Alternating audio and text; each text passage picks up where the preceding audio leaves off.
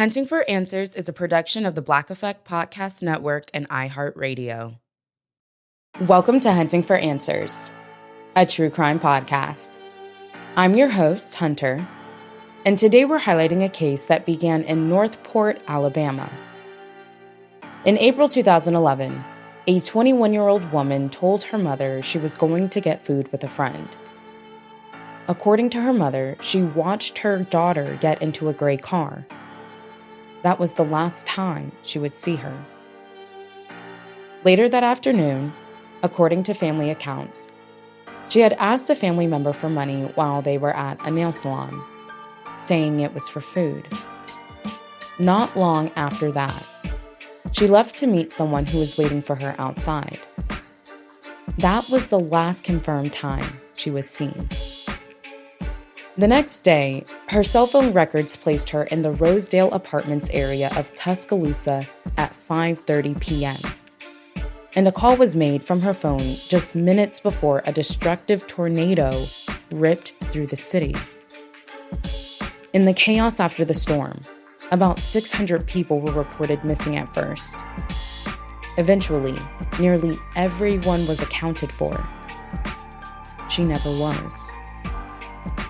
This is the story of Latoya Brown. Latoya Brown was 21 years old in April 2011. She was described as a Black woman, tall, between 6'1" and 6'3", and weighing around 150 to 180 pounds. At the time of her disappearance, her naturally dark brown hair was dyed blonde.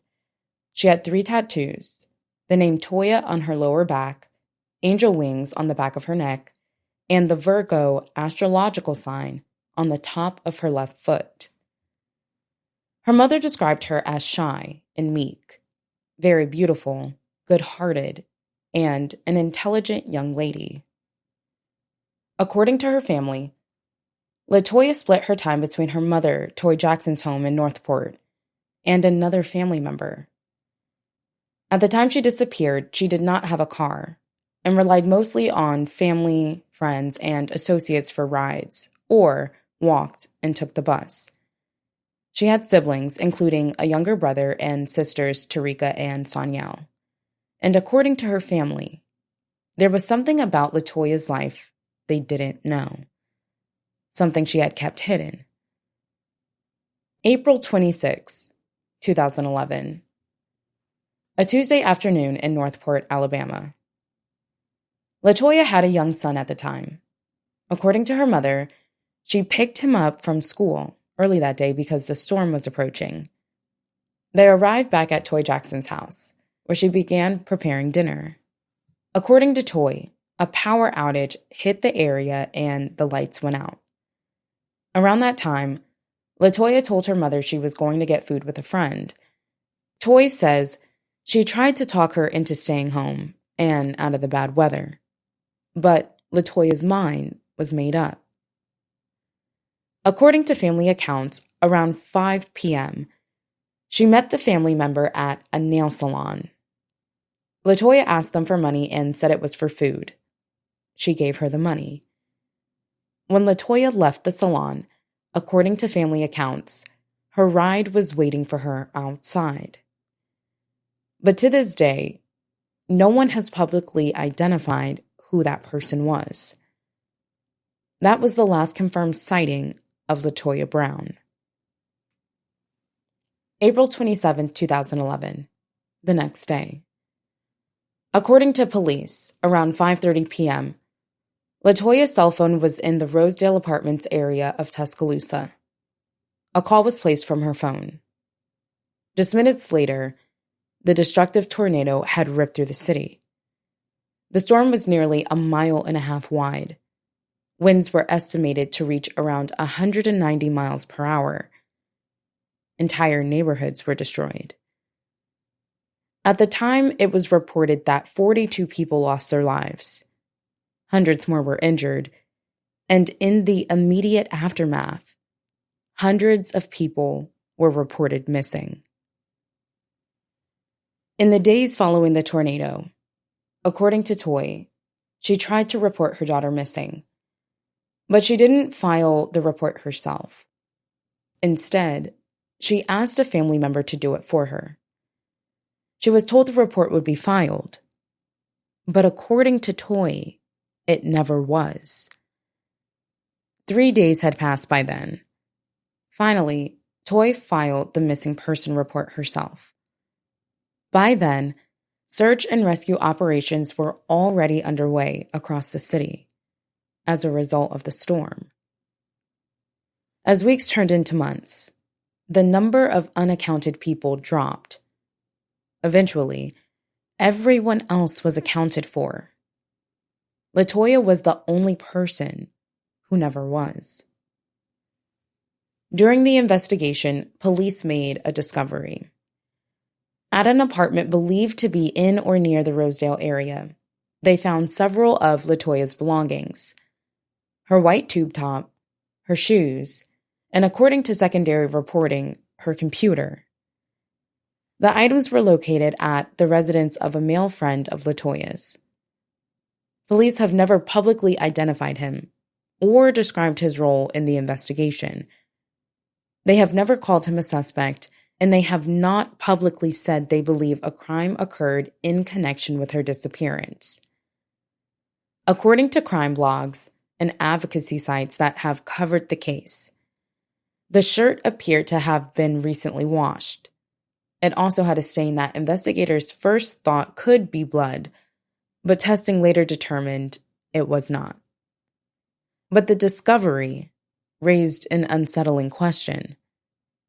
If Latoya was caught in the tornado, why were her belongings safe inside an apartment? As her family began to piece together more about Latoya's life, they learned something they didn't know. According to her family, Latoya had been working as an exotic dancer. She traveled frequently to Atlanta for work. This was something she had kept hidden from her loved ones. The revelation added another layer to the case. Was Latoya's disappearance connected to her work? Had she left voluntarily, or was something more sinister at play? In 2015, 4 years after Latoya disappeared, her family appeared on The Steve Wilkos Show. The episode was titled Missing Person or Homicide. What happened on that show would become one of the most controversial parts of the case. Latoya's mother, Toy Jackson, appeared with her other children. But it wasn't a unified family searching for answers. On the show, Latoya's sister, Terica, publicly accused her own mother of being involved in Latoya's disappearance. On the show, Terica said her mother's story had changed multiple times. She claimed Toy had sold Latoya's belongings after she went missing. She said Toy had used Latoya's credit and debit cards, and she accused her mother of not caring enough to search for Latoya. Toy Jackson denied the allegations. On the show, she accused Terica of having threatened Latoya on Facebook before her disappearance. Then came the polygraph tests. Terica took one. According to the show, she passed. Toy Jackson took one. According to the show, she failed. But there's a problem with those results. Over the years, some critics and former guests have publicly questioned the use and results of polygraph tests conducted for television. In this context, these tests are designed for entertainment, not for criminal investigations. Polygraphs are mostly inadmissible in court and are considered unreliable by many experts. So while the show created headlines, it's unclear how much weight those results should carry. What is clear is that the appearance on national television did nothing to bring Latoya home. There was one more potential lead. According to her sister, after Latoya's disappearance, Sanyal went to a nightclub called the Playhouse in Tuscaloosa, She saw a woman there. The woman was an excellent dancer. And Sanyel believed the woman strongly resembled Latoya. Sanyel approached her, but the woman ignored her and walked away. Was it Latoya? Or just someone who looked like her? The sighting was never confirmed. As for any meaningful answers, there haven't been any. One theory is that Latoya may have been a victim of the tornado, and that her remains were never recovered in the chaos and destruction. But her mother doesn't accept that. Toy doesn't believe her daughter lost her life in the storm. Others wonder if something happened to her before the tornado ever hit. For nearly 15 years, the same questions have haunted this case. Who did Latoya catch a ride with that day? Where did she go later that night? What happened between that last phone ping and the storm that followed? What do we know about the belongings found in the male friend's apartment? And why, after all this time, has there been no sign of her? Did Latoya lose her life in the tornado? Or did something happen to her before the storm? And if she is still alive, where is she now? What we do know is this: no remains have been recovered, no arrests have been publicly reported, and no suspects have been publicly named. Latoya Brown's case remains unsolved. Our thoughts are with the family and friends of Latoya Brown. Anyone with information related to the disappearance of Latoya Brown should contact the Northport Police Department. Their contact information, along with her case number, is listed in the description below. As we close out this episode, remember that sharing Latoya's story helps keep her case from being forgotten and supports her loved ones' efforts to find answers. For updates on this case and others, follow Hunting for Answers. You can also connect with us through our Facebook group and find us on YouTube, Instagram, and TikTok. And reach out to us if there's a story you think should be highlighted on Hunting for Answers. Thank you for joining us for another episode. Until next time.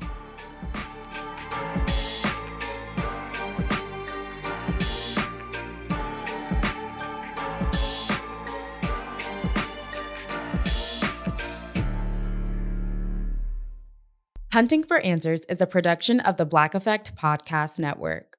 For more podcasts from the Black Effect Podcast Network, visit the iHeartRadio app, Apple Podcasts, or wherever you listen to your favorite shows. Stay connected with our community by joining our new Facebook group. The link is in our bio.